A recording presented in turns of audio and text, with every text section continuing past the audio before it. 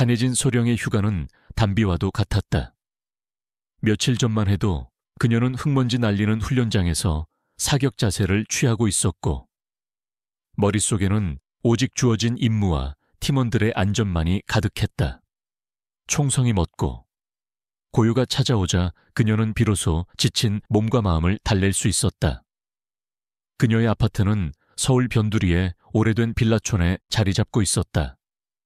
비록 낡고 초라했지만 예진에게는 이곳만큼 편안한 곳도 없었다. 옥상에 작은 텃밭을 가꾸는 것이 그녀의 유일한 낙이었다. 상추와 고추 모종들이 빼곡히 심겨 있었고 낡은 양철 화분에는 이름 모를 들꽃들이 소박하게 피어 있었다. 예진은 길게 한숨을 내쉬며 흙 묻은 손으로 이마의 땀을 닦았다. 오후의 나른한 햇살이 그녀의 어깨를 따뜻하게 감쌌다. 도심의 소음은 멀리서 희미하게 들려올 뿐 이곳 옥상에서는 오직 새들의 지저귐과 바람에 흔들리는 풀잎 소리만이 존재했다. 그녀는 이곳에서만은 특전사 한예진 소령이 아닌 그저 평범한 한예진으로 돌아갈 수 있었다. 강철 같은 의지로 똘똘 뭉친 군인의 모습 뒤에는 누군가에게 기대고 싶어하는 여리고 지친 한 인간의 그림자가 드리워져 있었다.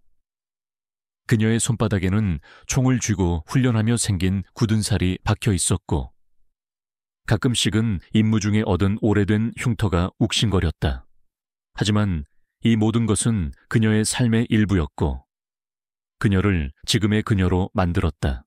예진은 한참 동안 쪼그려 앉아 상추 모종을 심었다. 한 뼘 남짓한 작은 묘목에 조심스럽게 흙을 덮어주고 물을 주자 푸른 잎사귀들이 생기 있게 흔들렸다. 그녀는 작은 생명이 뿌리를 내리고 자라나는 과정을 보며 알 수 없는 위안을 얻곤 했다.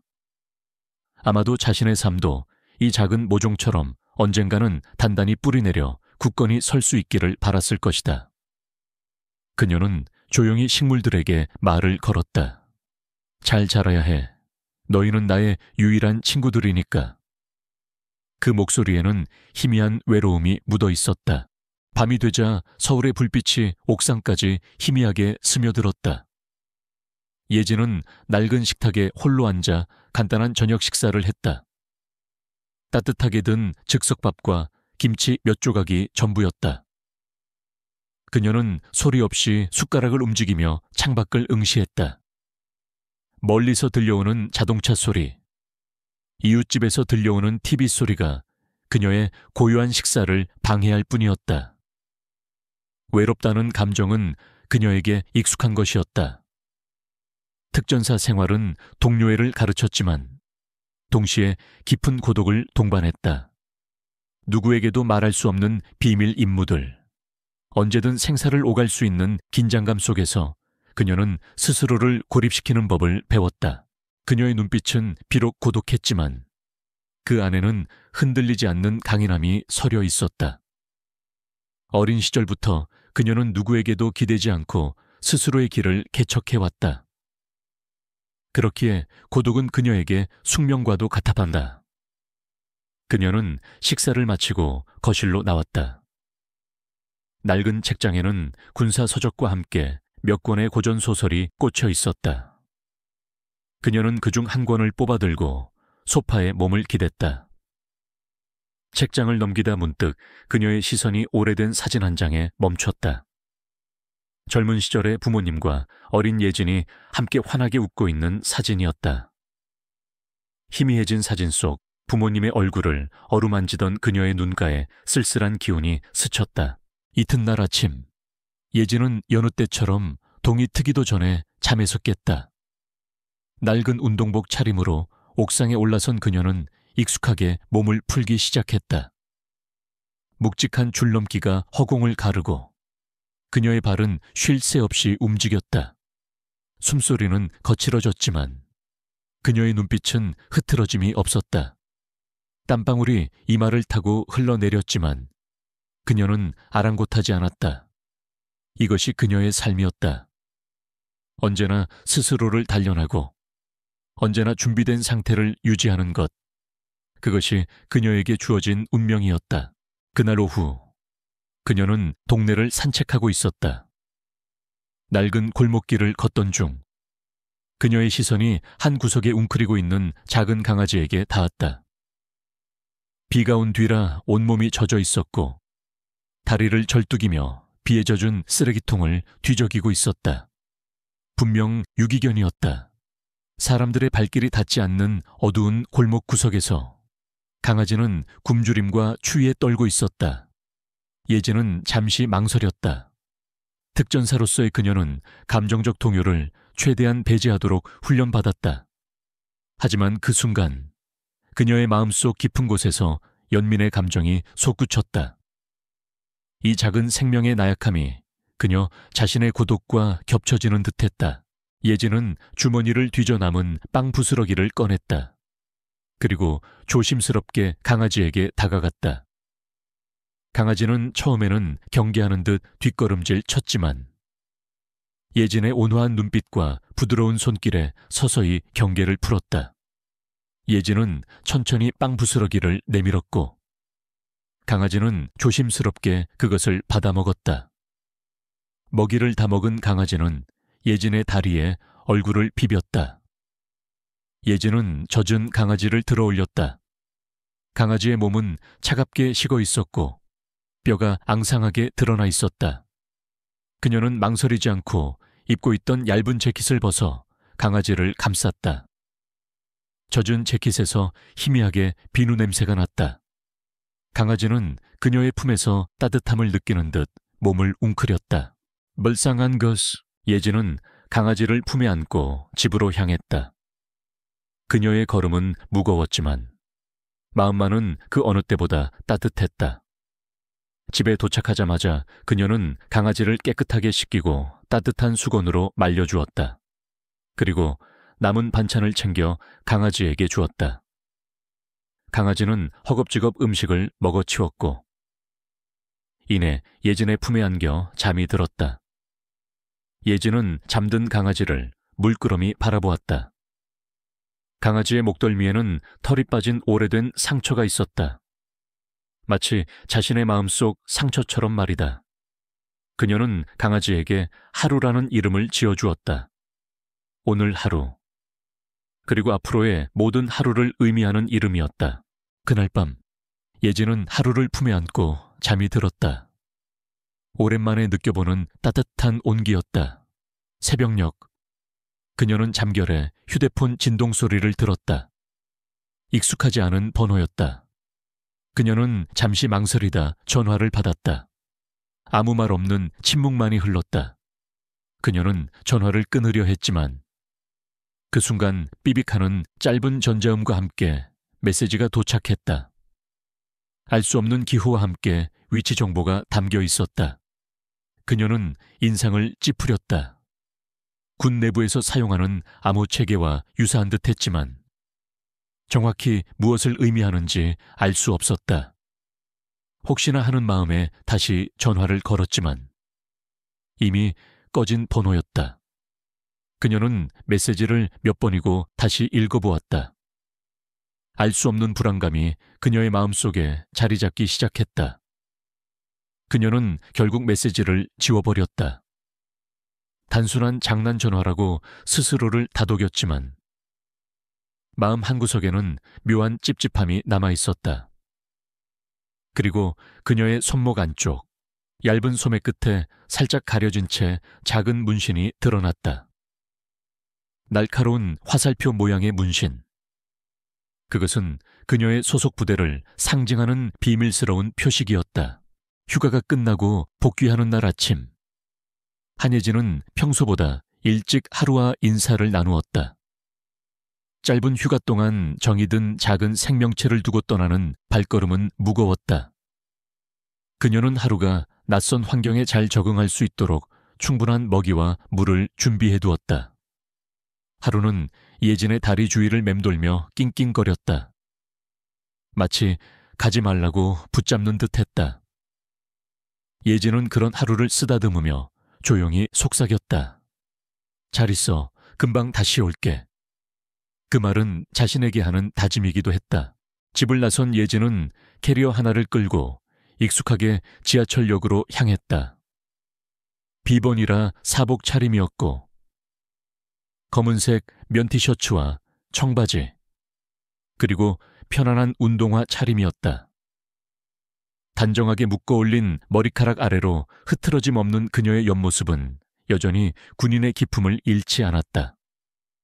아침 시간이라 지하철은 사람들로 북적였다. 복잡한 인파 속에서 그녀는 주변에 대한 경계를 늦추지 않았다. 오랜 군 생활이 그녀에게 부여한 습관이었다.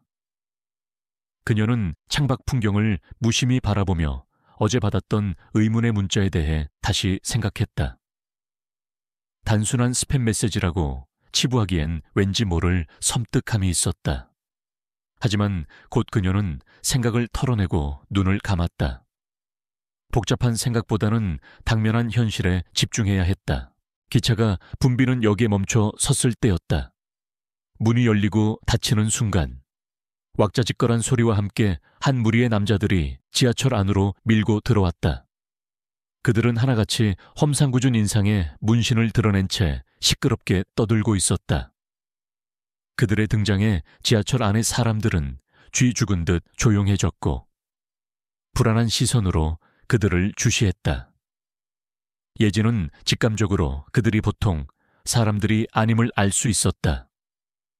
그들의 눈빛에는 위협적인 기운이 역력했고 삐딱하게 걸쳐 입은 옷차림은 그들이 사회의 규칙에 얽매이지 않는 존재임을 여실히 보여주었다.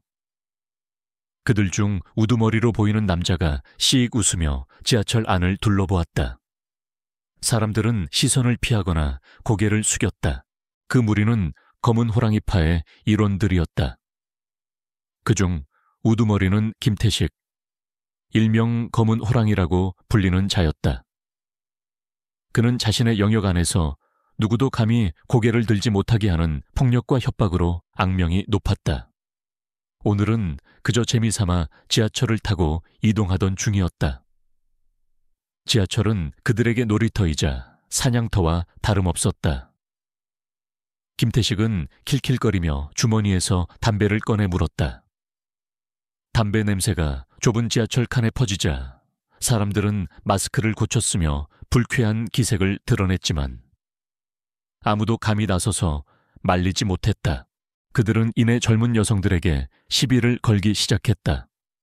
한 여성이 가방을 움켜쥐고 몸을 웅크리자 그중 한 명이 다가가 그녀의 어깨를 만지며 불쾌한 농담을 던졌다.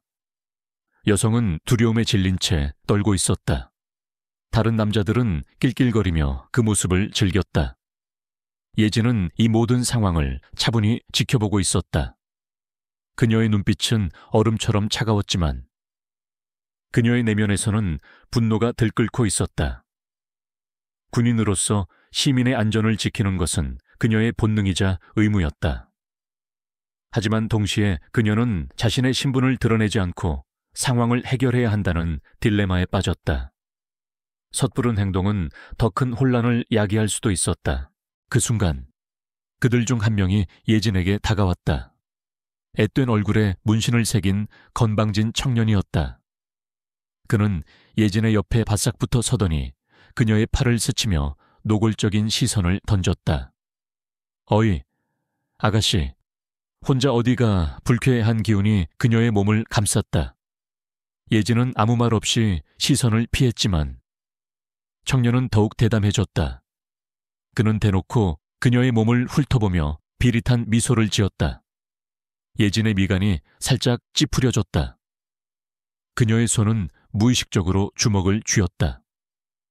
오랜 시간 단련된 몸은 이미 반응할 준비를 마쳤다. 그녀의 심장이 빠르게 뛰기 시작했다. 이는 단순한 분노가 아니었다. 억눌렸던 본능, 정의를 향한 갈증이 그녀의 내면에서 꿈틀거리고 있었다. 바로 그때 옆자리에 앉아있던 나이 지긋한 할머니가 들고 있던 장바구니를 꽉 쥐었다. 할머니는 그들의 행동에 불안해하며 자신의 가방을 품에 안았다. 그 건방진 청년은 할머니의 가방을 힐끗 보더니 갑자기 가방을 낚아채려고 했다. 할망구, 그 가방에 뭐가 들었나 좀 볼까? 할머니는 비명에 가까운 소리를 지르며 가방을 놓지 않으려 안간힘을 썼다. 그 순간 예진의 눈빛이 번뜩였다. 그녀의 망설임은 사라졌다. 더 이상 지켜볼 수 없었다. 이성은 본능의 자리를 내주었다. 그녀는 몸을 움직였다. 순식간이었다. 청년이 할머니의 가방을 움켜쥐는 순간 예진은 마치 그림자처럼 빠르게 움직였다. 그녀의 손이 청년의 손목을 낚아챘고 거의 동시에 그녀의 무릎이 청년의 팔꿈치를 강타했다. 악 하는 짧은 비명과 함께 청년은 가방을 놓쳤고 그의 손목은 예진의 소나기에 붙잡힌 채 뒤로 꺾였다. 청년은 휘청거리며 균형을 잃었다. 예진은 그의 몸을 이용해 자연스럽게 그를 바닥으로 제압했다. 이 모든 과정이 불과 2, 3초 만에 이루어졌다. 그녀의 움직임은 유연하면서도 강력했고 정확했다. 마치 훈련된 군인처럼 이 광경을 지켜보던 검은 호랑이. 김태식은 눈살을 찌푸렸다. 감히 자신의 부하를 건드리다니, 그것도 여자에게. 그는 자신의 권위에 도전하는 행위를 용납할 수 없었다. 야, 너 뭔데 어디서 감히. 김태식은 성큼성큼 예진에게 다가왔다. 그의 눈빛에는 살기가 번득였다. 그는 예진의 멱살을 잡으려 손을 뻗었다. 예진은 재빨리 청년을 놓아주고 몸을 비틀어 그의 손길을 피했다. 그리고 그의 팔을 잡아 자신의 쪽으로 당기며 김태식의 균형을 흐트러뜨렸다. 김태식은 예상치 못한 방역에 잠시 휘청거렸다. 이 계집애가... 김태식은 굴욕감에 치를 떨었다. 그는 지하철 안에서 자신들이 무시당했다는 사실에 분노했다. 그는 주머니에서 작은 접이식 칼을 꺼내들었다. 칼날이 빛에 반사되며 섬뜩하게 번뜩였다. 지하철 안의 사람들은 비명을 지르며 뒤로 물러났다. 공포가 지하철 칸을 지배했다. 예진의 눈동자가 차갑게 빛났다. 위험천만한 상황이었지만 그녀의 얼굴에는 어떤 두려움도 비치지 않았다. 오히려 그녀의 눈은 더욱 날카롭게 빛났다. 김태식은 칼을 휘두르며 예진에게 달려들었다. 내년이 감히 우리 구역에서. 김태식의 목소리에는 광기가 서려 있었다. 그는 예진의 명치를 겨냥해 칼을 내리꽂으려 했다. 그 순간 예진은 마치 춤을 추듯 몸을 틀어 칼날을 피했고 동시에 김태식의 손목을 잡아돌려 칼을 떨어뜨리게 했다. 칼은 챙그랑 소리를 내며 바닥에 떨어졌다. 김태식은 당황했지만 이내 다른 부하들이 달려들어 예진을 에워쌌다. 그들의 수는 압도적이었다. 예진은 물러설 곳이 없었다. 지하철 문이 닫히고 기차는 다시 출발했다. 그녀는 이제 이 좁은 공간에서 이 모든 상황을 감당해야만 했다. 그녀의 신분은 이제 더 이상 비밀이 아니었다. 그녀는 특전사로서의 본능과 기술을 사용해야만 했다. 김태식은 분노에 찬 얼굴로 예진을 노려보았다. 이 계집애, 네가 누군지는 몰라도 아주 잘못 걸렸어. 오늘 여기서 너는 아주 유명해질 거야. 그는 자신의 스마트폰을 들어 예진을 향해 비디오 촬영 버튼을 눌렀다. 지하철 안에서 벌어지는 이 모든 폭력적인 상황을 생중계하려는 속셈이었다. 예진은 이제 빼도 박도 못하게 되었다. 그녀의 삶은 더 이상 평범하지 않을 것이다. 이 사건은 그녀의 존재를 뒤흔들고 그녀를 새로운 길로 내몰 촉매제가 될 것이었다.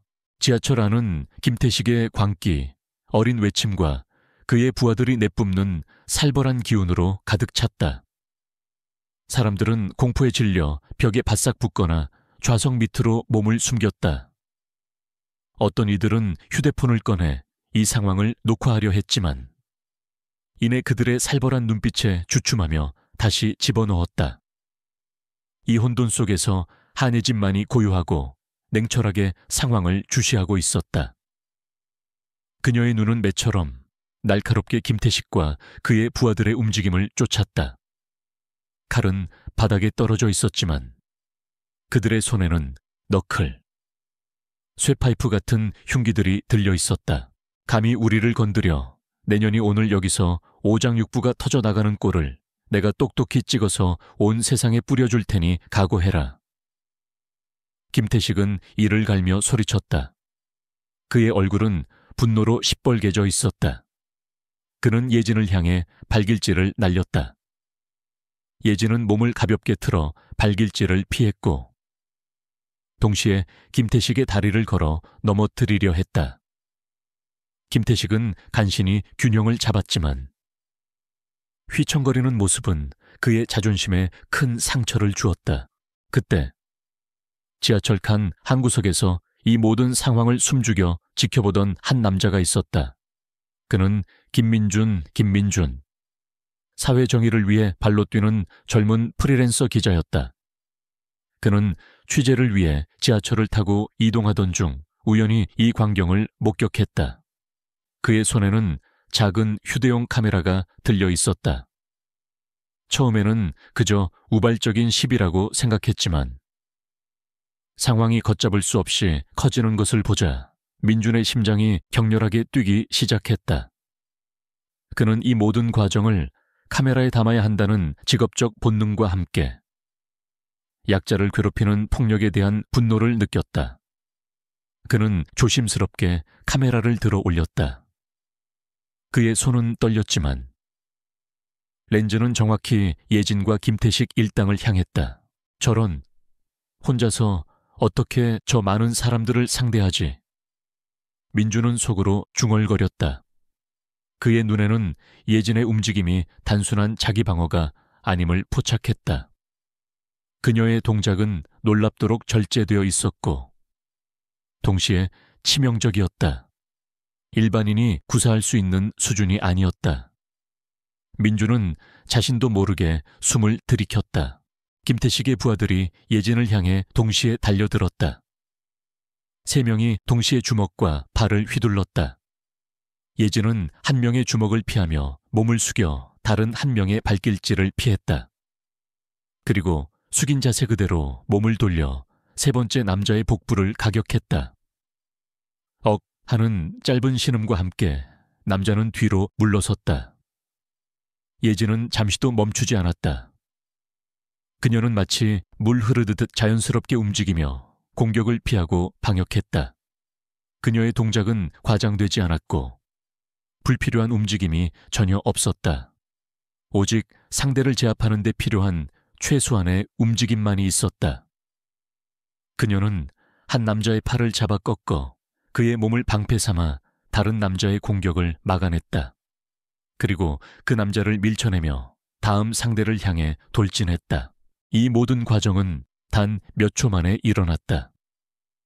그녀는 강제로 자신의 능력을 드러낼 수밖에 없는 상황에 놓였다. 그녀는 주머니에 손을 넣으려 했던 처음의 망설임을 완전히 지워버린 채 본능적으로 몸을 움직였다. 그녀의 눈빛은 마치 훈련장 안에서 목표물을 향해 돌진하는 특전사와 같았다. 그녀는 그들을 쓰러뜨리려 하지 않았다. 오직 그들의 공격을 무력화하고 다른 승객들의 안전을 확보하는 데 집중했다. 그녀는 위험한 흉기를 든 남자들의 손목을 비틀고 관절기를 사용하여 그들을 제압했다. 고통에 찬 신음소리가 지하철 칸에 울려 퍼졌다. 김태식은 경악했다. 그는 눈앞에서 벌어지는 광경을 믿을 수 없었다. 나약해 보이는 여자 한 명이 자신의 정예 부하들을 마치 인형처럼 다루고 있었다. 뭐야? 전현 도대체 정체가 뭐야? 그의 목소리에는 당황과 분노가 뒤섞여 있었다. 그는 예진이 자신들을 공격하는 모습을 더 자극적으로 촬영하려 했다. 이미 찍고 있던 동영상이 있었지만 그는 예진의 폭력적인 모습을 더 부각시키고 싶었다. 그는 예진이 싸움을 걸었고 자신들은 정당방위였다는 프레임을 씌우려 했다. 그는 예진의 뒷모습을 찍으려 했지만 예진은 마치 그의 의도를 알아차린 듯 재빨리 몸을 돌려 그의 카메라를 피했다. 그녀의 눈빛은 김태식을 똑바로 응시했다. 그 눈빛은 그를 꿰뚫어 보는 듯 차가웠다. 김태식은 순간 오싹함을 느꼈다. 마치 맹수의 눈을 마주한 듯한 느낌이었다. 그는 다시 한번 소리를 질렀다. 덤벼. 이년아, 이 모든 걸 다 찍어서 내년 인생을 끝장내줄 테니. 예진은 그의 도발에 넘어가지 않았다. 그녀는 김태식에게서 시선을 떼지 않은 채 마지막 남은 부하 한 명을 제압했다. 그의 손에 들린 쇠파이프를 쳐내고 그의 팔을 뒤로 꺾어 완전히 무력화시켰다. 지하철 안은 순식간에 고요해졌다. 김태식과 그의 부하들은 모두 바닥에 쓰러져 신음하고 있었고 예진은 그들 한가운데 홀로 서 있었다. 그녀의 숨소리는 약간 거칠어졌지만 그녀의 자세는 여전히 흐트러짐이 없었다. 이 모든 광경을 지켜보던 김민주는 흥분과 경외감에 휩싸였다. 그의 카메라 렌즈는 단 한순간도 예진에게서 벗어나지 않았다. 그는 예진의 모든 움직임을 생생하게 기록했다. 대단해. 저 여자는 보통 사람이 아니야. 그의 눈빛은 감탄으로 가득 찼다. 그는 이 영상이 엄청난 파급력을 가져올 것이라는 직감했다. 동시에 그는 이 상황이 예진에게 어떤 결과를 가져올지 불안감을 느꼈다. 그녀는 이제 검은 호랑이의 표적이 될 것이 분명했다. 지하철이 다음 역에 도착하자 문이 열렸다. 김태식은 비틀거리며 일어섰다. 그의 얼굴에는 분노와 굴욕감이 뒤섞여 있었다. 한예진 내년 이름 내가 똑똑히 기억할 거다. 오늘 일을 이렇게 끝낼 줄 알아. 지옥 끝까지 쫓아가서 반드시 복수해주겠어. 그는 바닥에 쓰러진 부하들을 부축하며 지하철에서 황급히 내렸다. 그의 눈은 예진을 향한 복수심으로 불타오르고 있었다. 그는 곧바로 자신의 조직원들에게 연락을 취했다. 그 여자에 대해 당장 조사해. 이름, 사는 곳, 가족, 모든 걸 알아내. 그리고 그 동영상. 어떻게든 막아 김민주는 김태식 일당이 떠나는 것을 확인한 후 예진에게 다가가려 했다. 하지만 예진은 그에게 짧은 시선을 던진 후 아무 말 없이 지하철에서 내렸다. 그녀는 자신의 신분이 노출되는 것을 원치 않았다. 그녀의 행동은 지하철 승객들의 박수와 환호 속에서 이루어졌다. 사람들은 그녀를 영웅처럼 바라보았지만 예진의 얼굴에는 어떤 감격도 없었다. 다만 깊은 피로감과 함께 이제 자신에게 닥쳐올 거대한 파도를 직감하는 듯한 비장함이 스쳐 지나갔다. 그녀의 작은 손목 안쪽, 감춰져 있던 화살표 문신이 살짝 드러났다. 새로운 싸움의 시작이었다. 김태식 일당은 이미 그녀의 뒤를 쫓기 시작했고 세상은 그녀의 정체를 알기 위해 술렁이기 시작할 것이다. 김태식 일당이 지하철에서 내리자마자 한예진은 자신의 휴대전화를 꺼내 들었다. 익숙한 번호를 누르고 짧게 명령을 내렸다. 상황 보고, 긴급 소환 요청. 그녀의 목소리는 차분했지만 그 안에는 강철 같은 결단력이 담겨 있었다. 그녀는 자신의 신분이 노출될 위험을 감수하고서라도 더 큰 혼란을 막기 위해 군 당국에 직접 연락을 취한 것이다. 그러나 그녀의 예상과는 달리 군은 그녀의 행동에 대해 공식적인 입장을 내놓지 않았다. 언론과 여론의 비난이 거세지자 군은 그녀를 무기한 정직기라는 명목으로 사실상 격리시켰다. 시민들에게는 개인의 일탈로 포장되었고 그녀의 신분은 여전히 비밀에 붙여졌다. 김태식은 자신의 인맥을 총동원하여 예진의 신상을 캐고 있었다. 그는 언론을 이용해 예진을 폭력적인 여자로 매도했고 자신은 피해자 코스프레를 했다. 그가 찍은 지하철 영상은 편집되어 예진이 먼저 폭력을 행사하는 것처럼 보이도록 조작되었다. 이 영상은 순식간에 온라인을 통해 퍼져나갔고 사람들은 진실을 알지 못한 채 예진을 비난하기 시작했다. 여자가 너무 과격하네. 아무리 그래도 칼을 든 사람을 저렇게 제압하다니. 저런 사람이 군인이라고 악플들이 쏟아졌다. 김민준 기자는 김태식이 조작한 영상과 댓글들을 보며 분노했다. 그는 자신이 찍은 원본 영상을 공개해야 할지 고민했다. 하지만 그의 영상에는 예진의 특수부대원으로서의 면모가 너무나도 확연하게 드러나 있었다. 자칫하면 그녀의 신분이 노출되고 더 큰 문제가 생길 수도 있었다. 그는 예진이 지하철에서 보였던 능숙한 움직임들을 떠올렸다.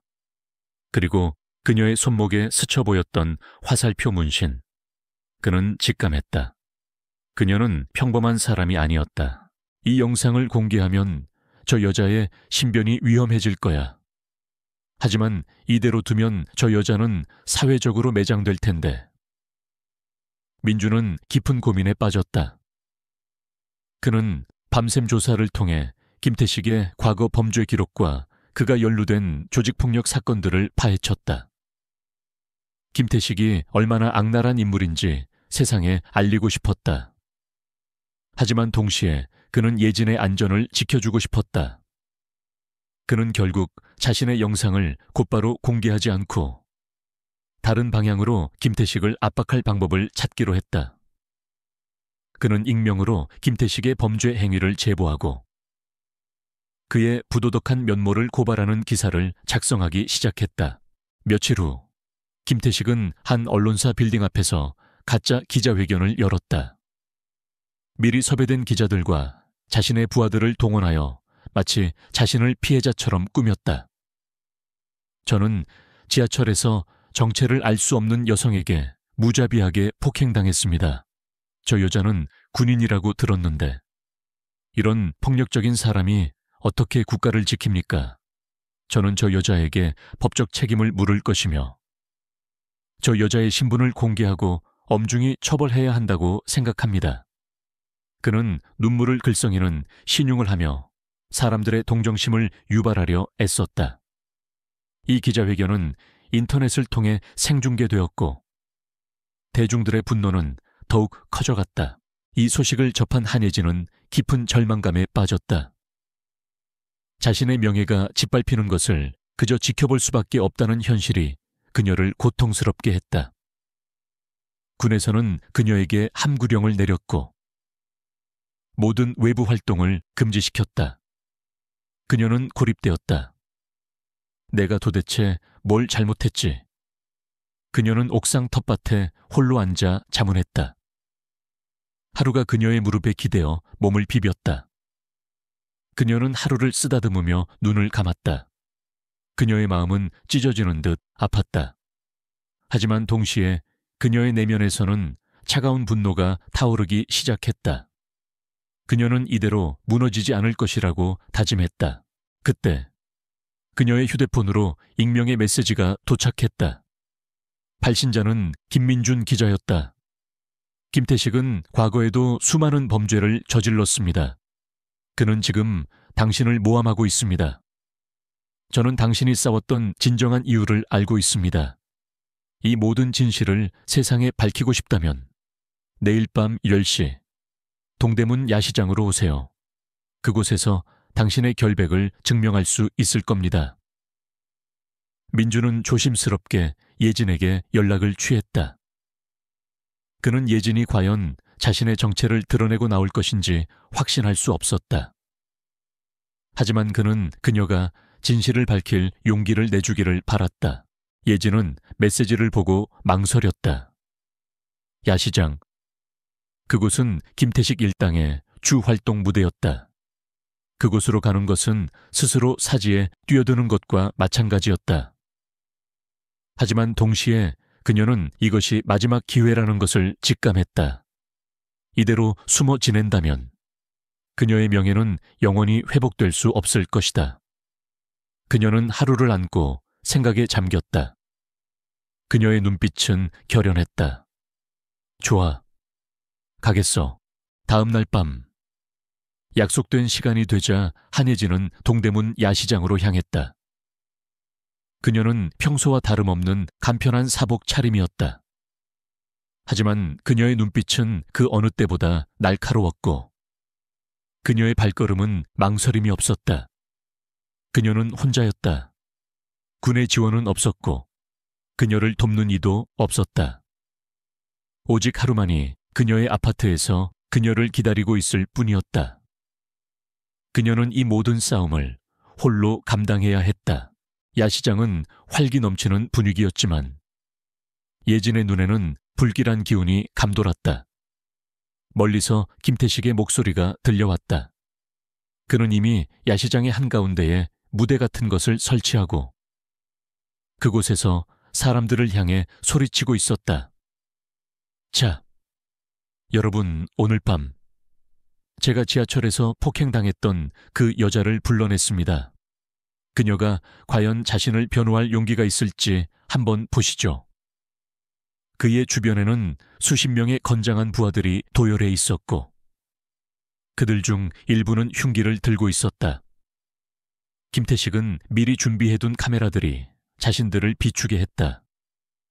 그는 이 모든 것을 생중계하여 자신의 권력을 과시하고 예진을 완전히 짓밟을 생각이었다. 예진은 군중 속에서 조용히 걸어갔다. 그녀의 존재를 눈치챈 김태식의 부하들이 그녀를 발견하고 소리쳤다. 찾았다. 저기 전현이다. 사람들의 시선이 일제히 예진에게로 향했다. 그들의 눈에는 호기심과 동시에 비난의 그림자가 드리워져 있었다. 예진은 멈춰서서 김태식을 똑바로 바라보았다. 그녀의 얼굴에는 어떤 두려움도 없었다. 오히려 비장함이 감돌았다. 김태식은 그녀의 등장에 만족스러운 미소를 지었다. 왔군. 왔어. 내년이 올 줄 알았다. 자. 이제 내년의 진짜 모습을 이 모든 사람들 앞에서 보여줄 때다. 김태식은 예진을 향해 손가락질하며 도발했다. 야시장에는 수많은 인파가 몰려들었다. 그들 중 상당수는 김태식이 뿌린 소문만 믿고 예진을 비난하러 온 사람들이었다. 그들의 야유가 예진에게 쏟아졌다. 사과해라. 저런 폭력배는 감옥에 보내야 해. 예진은 그 모든 비난을 묵묵히 견뎌냈다. 그녀는 김태식의 도발에도 흔들리지 않았다. 그녀는 이 모든 것이 계획된 함정이라는 것을 알고 있었다. 김태식은 이 자리에서 그녀를 공개적으로 망신 주고 그녀의 명예를 완전히 짓밟으려 할 것이다. 하지만 예진에게는 다른 계획이 있었다. 그녀는 이곳에서 자신의 진가를 보여줄 것이었다. 시간이 흐를수록 야시장에는 긴장감이 고조되었다. 군중의 함성 속에서 예진은 홀로 섰다. 그녀의 운명을 건 극한의 시험이 시작되고 있었다. 그녀는 모든 것을 걸어야 했다. 동대문 야시장의 밤은 조명과 인파로 뜨겁게 달아올랐다. 김태식이 마련한 간이 무대 위에는 마이크와 스피커가 놓여 있었고 그의 부하들이 사방을 에워싸고 있었다. 수많은 휴대폰 카메라와 방송사 카메라가 예진을 향해 일제히 플래시를 터뜨렸다. 사람들의 시선은 그녀에게 꽂혔고 그들의 눈빛에는 호기심과 경멸이 뒤섞여 있었다. 김태식은 마이크를 잡고 비열한 미소를 지었다. 자, 여러분 드디어 그분이 오셨습니다. 지하철에서 약자를 폭행한 의문의 여인 한예진 씨입니다. 그의 선동적인 외침에 야유가 쏟아졌다. 폭력배 물러가라. 사과해라. 예진은 그 모든 소리를 묵묵히 들으며 무대 위로 성큼성큼 걸어 올라갔다. 그녀의 표정은 차분했지만 눈빛은 강철처럼 단단했다. 김태식은 예진에게 마이크를 넘겨주며 비아냥거렸다. 자, 변명할 기회를 주지. 무슨 할 말이 있나. 예진은 마이크를 받아들고 잠시 숨을 골랐다. 그녀의 시선은 김태식을 지나 야시장을 가득 메운 군중들을 향했다. 그녀의 목소리는 작았지만 스피커를 통해 야시장 전체에 울려 퍼졌다. 저는 변명하러 온 것이 아닙니다. 진실을 밝히러 왔습니다. 그녀의 말에 군중은 술렁였다. 김태식은 피식 웃으며 비웃었다. 진실 네가 저지른 폭력에 무슨 진실이 있단 말인가 온 세상 사람들이 다 봤는데. 그는 미리 준비한 지하철 영상을 재생하라고 지시했다. 화면에는 예진이 김태식의 부하들을 제압하는 장면이 편집되어 송출되었다. 마치 예진이 먼저 시비를 걸고 폭력을 행사한 것처럼 보였다. 군중의 야유는 더욱 거세졌다. 예진은 그 영상을 잠자코 지켜보았다. 그녀는 김태식의 조작된 영상에 반박하지 않았다. 대신 그녀는 마이크를 내려놓고 천천히 몸을 풀기 시작했다. 사람들은 의아한 표정으로 그녀를 바라보았다. 그때 김태식의 부하 2명이 무대 위로 올라왔다. 그들은 쇠파이프와 강목을 들고 있었다. 김태식은 비웃으며 말했다. 저 여자가 얼마나 폭력적인지 직접 보여줄 수밖에 없겠군 자. 어서 저 여자를 제압해 2명의 부하가 동시에 예진을 향해 달려들었다. 한 명은 쇠파이프로 그녀의 머리를 내리치려 했고 다른 한 명은 강목으로 옆구리를 가격하려 했다. 군중은 숨을 죽였다. 민주는 카메라를 든 차에 간절한 눈빛으로 예진을 바라보았다. 그 순간 예진은 마치 춤을 추듯들 유연하게 움직였다. 쇠파이프를 든 남자의 공격을 피하며 몸을 숙였고 동시에 강목을 든 남자의 손목을 낚아챘다. 그녀는 남자의 힘을 역이용하여 그의 몸을 회전시켰고 강목은 허공을 갈랐다. 그리고 그 남자를 방패 삼아 쇠파이프 공격을 막아냈다. 쨍그랑차는 둔탁한 소리와 함께 쇠파이프가 바닥에 떨어졌다. 예진은 멈추지 않았다.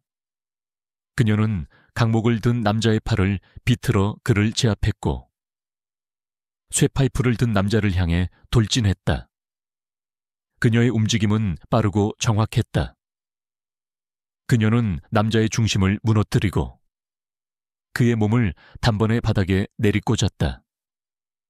쿵 하는 소리와 함께 남자는 고통에 찬 신음소리를 냈다. 이 모든 과정이 불과 몇 초 만에 일어났다. 그녀는 단 한 대도 맞지 않고 2명의 건장한 남자를 완벽하게 제압했다. 야시장은 순간 정적에 휩싸였다. 사람들은 믿을 수 없다는 표정으로 예진을 바라보았다. 김태식의 얼굴은 창백하게 질렸다. 그는 예상치 못한 상황에 당황했다. 2년이 그때 김태식의 다른 부하들이 우르르 무대 위로 뛰어 올라왔다. 5명이 동시에 예진을 에워쌌다. 그들의 손에는 칼, 깨진 병 등 위험한 흉기들이 들려 있었다. 군중은 다시 술렁였다. 이건 너무하잖아. 싸움 구경은 좋다지만 이건 아니지. 일부 시민들은 김태식 일당의 비열한 행동에 분노하기 시작했다. 예진은 그들을 차분히 응시했다. 그녀의 눈빛에는 두려움 대신 결연함이 서려 있었다. 그녀는 특전사로서의 모든 기술과 본능을 총동원했다. 그녀는 마치 허공을 가르듯 빠르고 유연하게 움직이며 5명의 공격을 피하고 방역했다. 그녀의 발은 정확하게 상대의 급소를 노렸고 그녀의 손은 상대의 관절을 비틀어 무력화시켰다. 칼날이 그녀의 얼굴 옆을 스쳐 지나갔지만 그녀는 눈 하나 깜빡하지 않았다. 그녀는 마치 춤을 추는 듯 절제되고 아름다운 동작으로 상대들을 제압했다. 클라이맥스는 마지막 순간에 찾아왔다. 5명의 부하 중 가장 덩치가 크고 흉악하게 생긴 남자가 깨진 병을 들고 예진의 심장을 향해 달려들었다. 모든 사람들의 심장이 멎는 듯했다. 김태식은 승리의 미소를 지었다. 끝났다. 하지만 그 순간 예진은 마치 미리 예측이라도 한 듯 몸을 크게 틀어 공격을 피했고 동시에 남자의 손목을 잡아 비틀었다. 앙치하는 비명과 함께 깨진 병이 바닥에 떨어졌다. 예진은 남자의 팔을 꺾어 그의 몸을 완전히 뒤로 젖혔다. 남자는 고통에 찬 신음소리를 내며 무릎을 꿇었다. 예진은 그의 머리 위에 자신의 무릎을 올려놓고 완전히 제압했다. 그녀는 숨소리 하나 흐트러지지 않은 채 그를 내려다보았다. 야시장에는 완전히 침묵이 흘렀다. 수천 명의 눈이 예진에게로 향했다. 그들의 얼굴에는 경멸 대신 경외심이, 야유 대신 감탄이 가득했다. 그들은 방금 전 자신들이 보았던 광경을 믿을 수 없었다. 나약하다고 생각했던 한 여인이 이렇게도 강인하고 용감할 수 있다는 사실에 충격을 받았다. 그때 김민준 기자가 마이크를 들고 무대 위로 올라왔다. 그의 얼굴에는 흥분과 확신이 가득했다. 여러분, 지금 보신 것이 진실입니다. 저분은 결코 폭력을 먼저 행사하지 않았습니다. 김태식 씨가 미리 조작된 영상을 유포하고 거짓 기자회견을 열어 저분을 음해했습니다. 저는 이 모든 것을 담은 원본 영상을 가지고 있습니다. 민주는 자신의 휴대폰을 들어 그가 찍은 원본 영상을 대형 스크린에 연결했다. 화면에는 지하철 안에서 김태식 일당이 먼저 시비를 걸고 할머니의 가방을 낚아채려 했으며 예진이 그들을 제압하는 모든 과정이 적나라하게 담겨 있었다. 김태식이 칼을 휘두르고 부하들이 흉기를 들고 예진을 위협하는 모습까지 생생하게 드러났다. 모든 진실이 밝혀지는 순간이었다. 야시장은 분노와 경악의 함성으로 뒤덮였다. 거짓말쟁이. 저런 악마 같은 놈을 당장 잡아넣어라. 사람들은 김태식을 향해 손가락질하며 욕설을 퍼부었다. 김태식은 땀을 흘리며 뒷걸음질 쳤다. 그의 얼굴은 절망감으로 물들었다. 그는 자신의 거짓말이 만천에 드러났다는 사실에 몸을 떨었다. 예진은 여전히 무대 위에 서 있었다. 그녀의 눈빛은 강인하게 빛나고 있었다. 군중의 함성이 그녀의 이름을 외치기 시작했다. 한예진, 한예진. 그녀의 이름은 야시장을 넘어 서울 하늘에 울려 퍼졌다. 그녀의 승리는 단순히 개인의 싸움이 아니었다. 그것은 정의가 승리하고 진실이 거짓을 이겨낸 순간이었다. 그녀의 명예가 완전히 회복되는 순간이었다. 동대문 야시장에서의 밤은 한예진에게 새로운 전환점이 되었다. 김태식과 그의 부하들은 현장에서 출동한 경찰에 의해 모두 체포되었다. 김민준 기자가 공개한 원본 영상은 일파만파 퍼져나갔고 김태식 일당의 악행과 한예진의 영웅적인 행동이 낱낱이 드러났다. 온라인 커뮤니티와 뉴스 채널은 지하철 여군 영웅이라는 제목으로 예진의 이야기를 보도했다. 한순간에 그녀를 비난하던 여론은 찬양으로 바뀌었다. 김태식은 과거 범죄 이력과 이번 지하철 폭행 사건, 그리고 한예진을 음해하려 한 기자회견 조작 혐의까지 더해져 중형을 선고받았다. 그의 조직은 와해되었고 그는 모든 재산과 명예를 잃었다. 더 이상 그는 검은 호랑이가 아니었다. 그저 차가운 감옥에서 자신의 죄를 반성해야 하는 비루한 범죄자에 불과했다. 사건이 마무리된 후 군 당국은 한예진에 대한 태도를 180도 바꾸었다. 그녀에게 내려졌던 정직 처분은 즉시 철회되었고 그녀의 행동은 위기에 처한 시민을 구한 영웅적인 행위로 공식적으로 인정받았다. 대령으로 특진이 논의되었고 그녀는 군 최고 훈장 중 하나인 충무무공 훈장을 수여받게 되었다. 이는 전례 없는 일이었다. 그녀는 더 이상 숨어 지낼 필요가 없었다. 그녀의 명예는 완전히 회복되었고 그녀의 이름은 전국의 군인들과 국민들에게 귀감이 되었다. 예진을 오해하고 그녀의 결백을 의심했던 일부 고위 간부들은 직접 그녀를 찾아와 사과했다. 그들은 그녀의 뛰어난 능력과 애국심을 뒤늦게나마 인정하며 그녀에게 군의 발전을 위한 중요한 역할을 맡아달라고 요청했다. 그들의 사과는 진심이었다. 예진은 그들의 사과를 받아들였다. 그녀는 용서할 줄 아는 사람이었다. 며칠 후 예진은 김민준 기자를 자신의 아파트로 초대했다. 옥상 텃밭에는 상추와 고추가 더욱 푸르게 자라 있었다. 따뜻한 햇살 아래 예진은 민준에게 직접 내린 커피 한 잔을 건넸다. 정말 감사합니다. 김민준 기자님, 기자님이 아니었다면 저는 아마 제 모든 것을 잃었을 겁니다.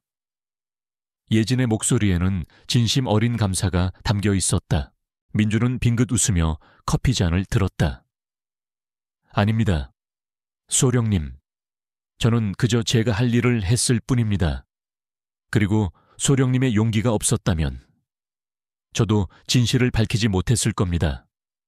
소령님은 저에게도 큰 영감을 주셨습니다.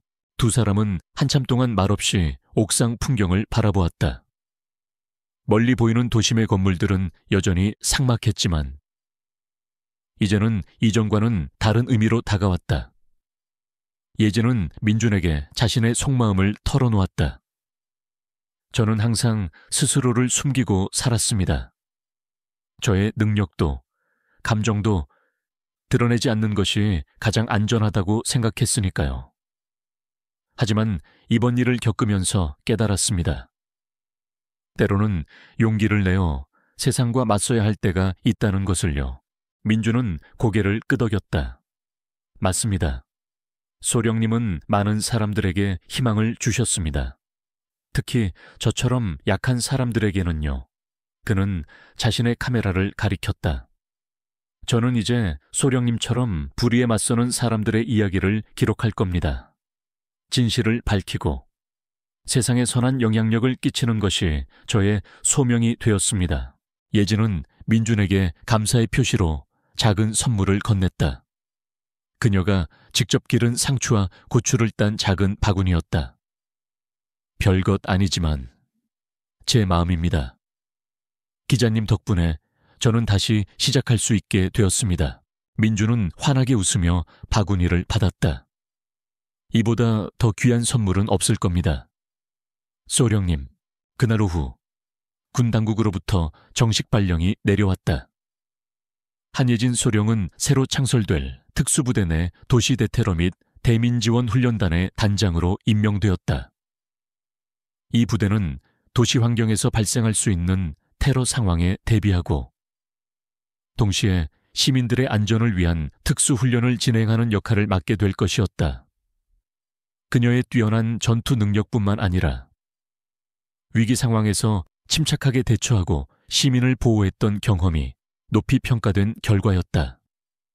이는 그녀가 자신의 경험과 지식을 후배들에게 전수하고 더 많은 시민들을 보호할 수 있는 의미 있는 기회였다. 예진은 발령 통지서를 들고 창밖을 바라보았다.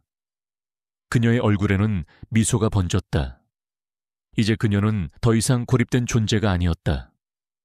그녀는 자신의 능력을 세상에 이롭게 쓸 수 있는 기회를 얻었다.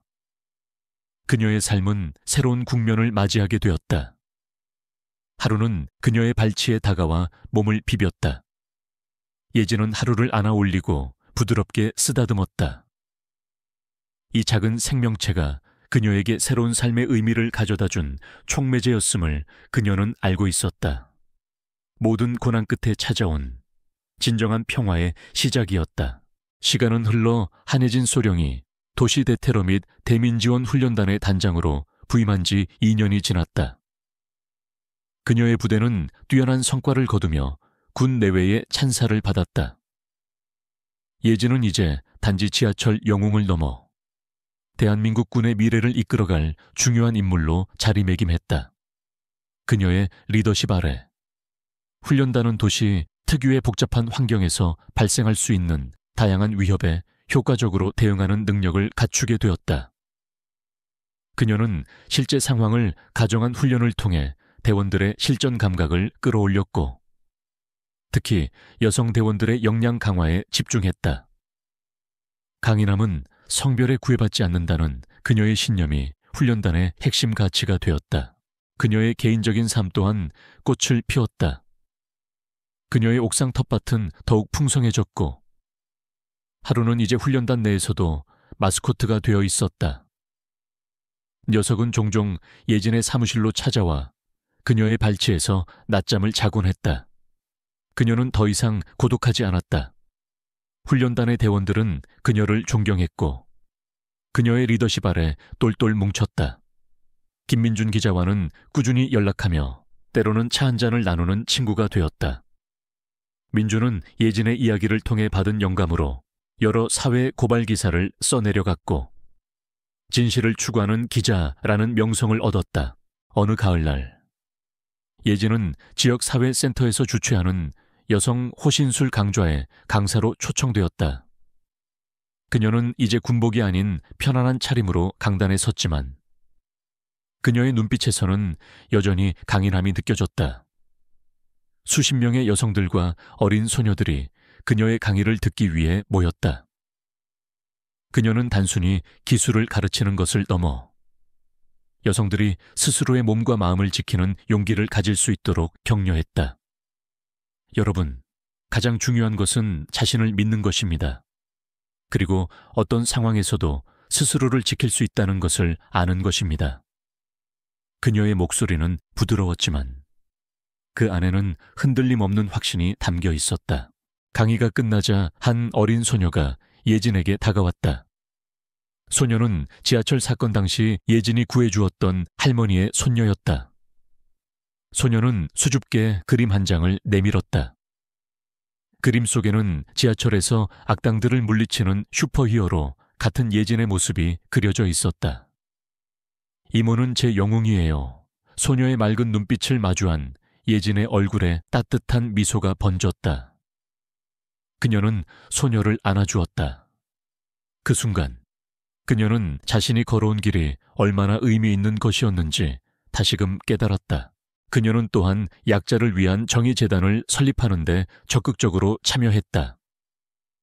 이 재단은 성폭력 및 폭력범죄의 피해자들이 법적 지원과 심리상담을 받을 수 있도록 돕는 것을 목표로 했다. 예진은 재단의 이사로서 자신의 경험을 바탕으로 현실적인 조언과 지원을 아끼지 않았다. 그녀는 기자회견에서 이렇게 말했다. 제가 겪었던 아픔이 다른 사람들에게는 반복되지 않기를 바랍니다. 우리는 모두가 안전하고 존중받을 수 있는 사회를 만들어야 합니다. 그녀의 진심 어린 호소는 많은 사람들의 공감을 얻었고 재단은 빠르게 성장하여 수많은 피해자들에게 실질적인 도움을 주었다. 하루는 예진의 삶에서 빼놓을 수 없는 존재가 되었다. 그녀는 하루와 함께 매일 아침 산책을 했고 하루는 그녀의 가장 충실한 동반자이자 가장 편안한 안식처였다. 그녀는 하루를 보며 자신이 얼마나 성장했는지 깨달았다. 처음에는 작은 유기견에 불과했던 하루가 이제는 건강하고 활기찬 모습으로 그녀의 곁을 지키는 것처럼 예진 또한 내면의 상처를 치유하고 더욱 단단하고 빛나는 사람으로 거듭났다. 어느 맑은 오후 한예진은 자신의 옥상 텃밭에서 하루와 함께 시간을 보내고 있었다. 상추와 고추는 푸릇푸릇하게 자라 있었고 이름 모를 들꽃들은 여전히 소박하게 피어 있었다. 그녀는 한 손에 호미를 들고 땅을 고르며 미소를 지었다. 그녀의 얼굴에는 더 이상 과거의 고독이나 그림자가 아닌 평화롭고 만족스러운 표정이 가득했다. 그녀의 옆에는 새로 만든 강아지집에서 하루가 편안하게 잠들어 있었다. 예진은 잠시 호미를 내려놓고 하늘을 올려다보았다. 푸른 하늘에는 흰 구름이 유유히 떠다니고 있었다. 그녀의 눈빛은 멀리 지평선을 향해 있었다. 그곳에는 그녀의 새로운 임무와 새로운 도전들이 기다리고 있었다. 그녀는 이제 더 이상 두려워하지 않았다. 자신의 능력과 신념을 바탕으로 더 큰 세상을 향해 나아갈 준비가 되어 있었다. 마지막으로 예진은 카메라를 향해 아니, 이 이야기를 읽고 있는 당신을 향해 살짝 미소 지었다. 여러분, 제 이야기는 여기서 끝이 아닙니다. 이 세상에는 아직도 숨겨진 영웅들이 많고 해결해야 할 불의가 많이 남아 있습니다. 저는 앞으로도 계속해서 제가 할 수 있는 일을 찾아 나설 것입니다. 여러분도 여러분의 자리에서 여러분의 방식으로 세상을 더 나은 곳으로 만드는데 동참해 주시지 않겠습니까? 그녀의 말은 따뜻하면서도 강력한 울림을 주었다. 옥상 텃밭에 작은 모종들이 바람에 흔들리는 것처럼 그녀의 삶은 계속해서 성장하고 세상에 긍정적인 영향을 미칠 것이었다. 새로운 봄이 시작되고 있었다. 그녀의 두 번째 봄은 앞으로도 계속될 것이었다.